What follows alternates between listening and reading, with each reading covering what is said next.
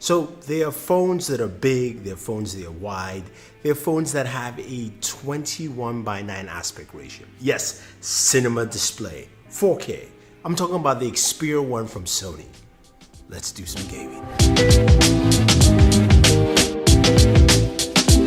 So the brand new Sony Xperia 1 is finally here. It was announced at MWC. We saw it then, we didn't pay too much attention, but we have it in-house. This is a device that is truly different. It's got a 21:9 aspect ratio for a display. It is wide, it is cinema wide. It's wider than a lot of people's monitors out there. But this is quite unique. So before we get into some of the gameplay elements, let's talk about what Sony brings to the table here.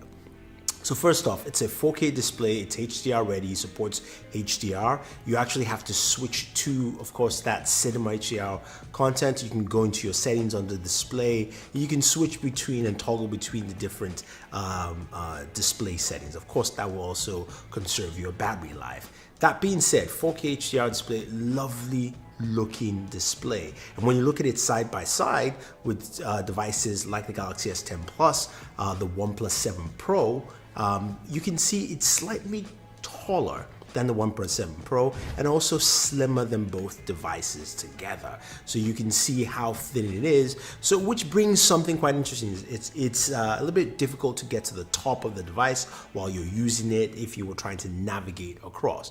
Now, other things you find with this device, it's got Dolby Atmos built in. So you've got Dolby Atmos sound, you have stereo speakers, which is pretty nice. Now, this is powered by the Snapdragon 855 processor. You've got 6 gigs of RAM, surprising, and you've also got a battery that's 3300 milliamp battery in there. So you've got a sizable battery. We'll talk about how battery management is, especially when gaming at 4K, because that's what we're doing here with this, because we went ahead and we switched it over. Now, a couple of other things you find in the device. It's got a triple camera setup, and it's got a new cinema recording settings, which we will do a video on so you guys can check out, because that's something that's really cool and interesting. I want to see how well this device actually does with video recording.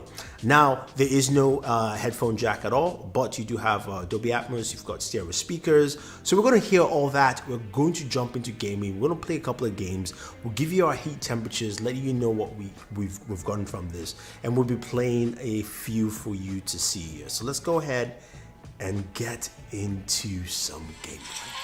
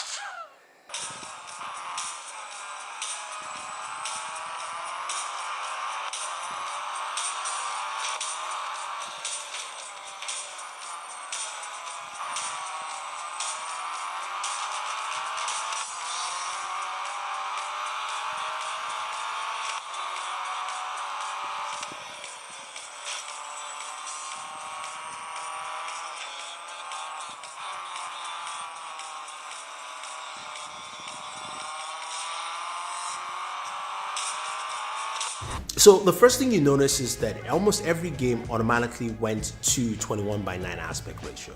I didn't have to do anything. It looks like it's fully supports that, which is nice. Now this is running Android 9.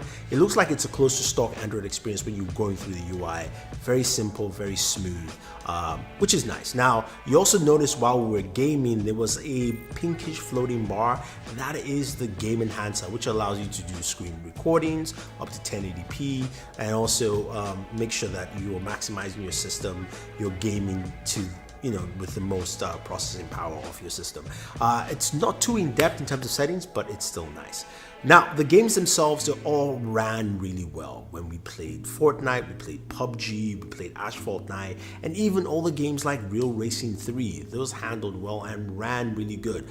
Real Racing 3 was the only game that didn't expand all the way to 21:9. Again, maybe that's because they haven't done an update for the game, but the newer games all came up to 21:9 and it ran well. In terms of temperatures, max temperature I got was about 97, what you're seeing on screen is about 96, but it ran really cool, which is what I liked. I couldn't play Call of Duty Mobile because the beta has ended, but hopefully when that comes out, I'll be able to do that for you guys to see. But I'm liking the performance here. Now, speaking of the battery, 3300. When we started gaming, it was about 88%. By the time we were done gaming for about 2 hours or so, we got about roughly 63%. So that 4K display does drain your battery life if you're gaming in 4K. Just to let you know what you're getting there. So hopefully you get a good idea of what it actually brings to the table. But this is really smooth, it is fast, and I like the overall performance. Also, the speakers are quite loud. You've got that haptic feedback built into it, giving you kind of like a rumble bass feel to the speakers as well. And I think a lot of people will definitely like what Sony has brought to the table. Now, the only downside is this device is pretty pricey. It's available in the UK for about $940. That's how much I actually picked it up for, just so I can give you guys a solid look at what gaming looks like on a device that has a 21:9 aspect ratio for a smartphone. Now, a couple of things to note: it doesn't have wireless charging. It does have fast charging built into USB Type-C, which you have there. And it also has it has a very streamlined feel to it, which is something that I've not seen in a Sony device in a while. So I do like that. But for 21:9 4K gaming on the Xperia 1, it's solid. Now guys, if you have any questions or any comments, let me know. Otherwise, don't forget to like and share this video, favorite this video, subscribe to the channel, smash that subscribe button, hit the notification bell, and always enjoy your entertainment. And yeah, we're heading to E3, so stay tuned for lots of cool content from there.